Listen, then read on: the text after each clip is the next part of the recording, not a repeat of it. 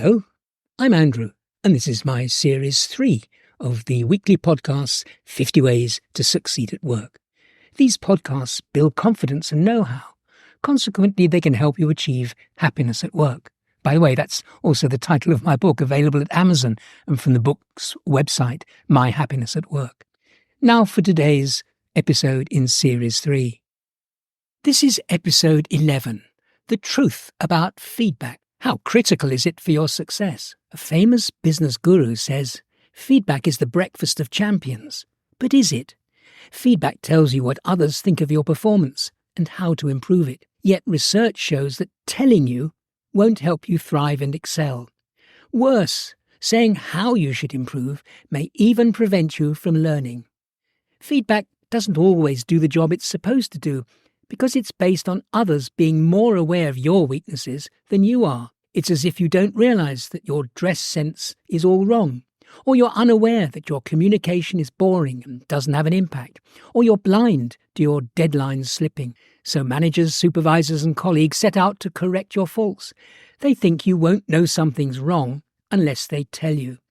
This is faulty logic in most instances. You almost certainly do know when you're not performing at your best. Being slammed with negative feedback can be entirely unhelpful. Another misguided assumption about feedback is that you don't realise how to improve your skills. For example, if you're in sales, you're supposedly not supposed to go anywhere without knowing about the mirroring and matching techniques. So feedback can help you develop those skills then that are missing. But will it? People tend to know when they're missing specific skills. The real problem is often getting their employer to train them appropriately. Yet another misleading feedback approach relies on comparing you against some ideal model of how you should perform. So the feedback comes as, this is what excellence looks like. For example, it reveals that you must catch up to the ideal, so that once you know that you're falling short, you're expected to remedy your shortcomings. But this justification for someone giving you a big slab of feedback is that somehow they know precisely what excellent performance looks like and can analyse and describe it. Such feedback should also be transferable from one person to another. For example, do you want to be a successful leader? Well, then look at the existing leader and be like that, emulate them. However, what works for your CEO or senior manager as a leader won't necessarily work for you. Also, feedback that tells you what you're doing wrong or badly seldom improves performance. So what happens when feedback works?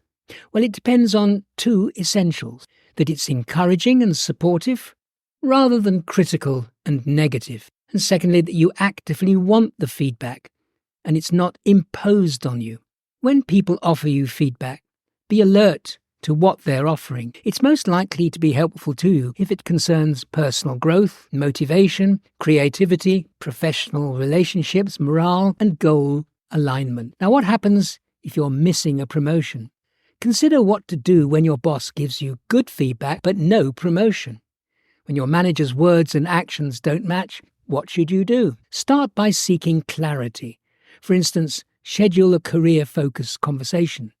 This is a chance to name your goals, discuss how they relate to the organization's goals, and discuss what you must do to win promotion. Be upfront about what you want and whether there are any obstacles you don't know about. You're aiming with your manager to demystify the decision-making process around career advancement. Having confronted reality, it's time for action.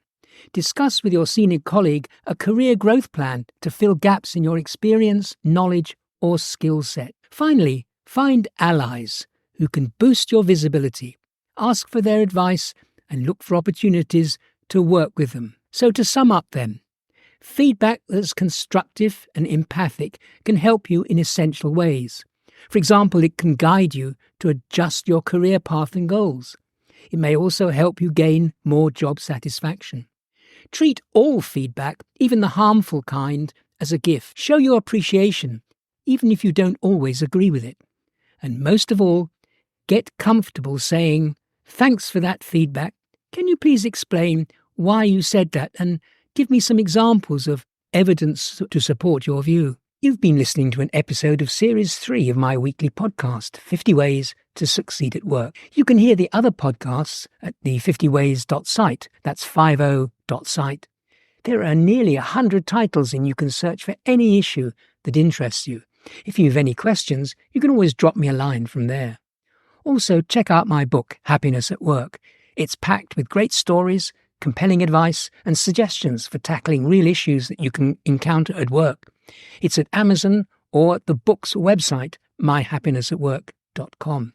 There's also an audio version if you prefer listening. Join me next week for another unmissable episode in Series 3. Bye for now.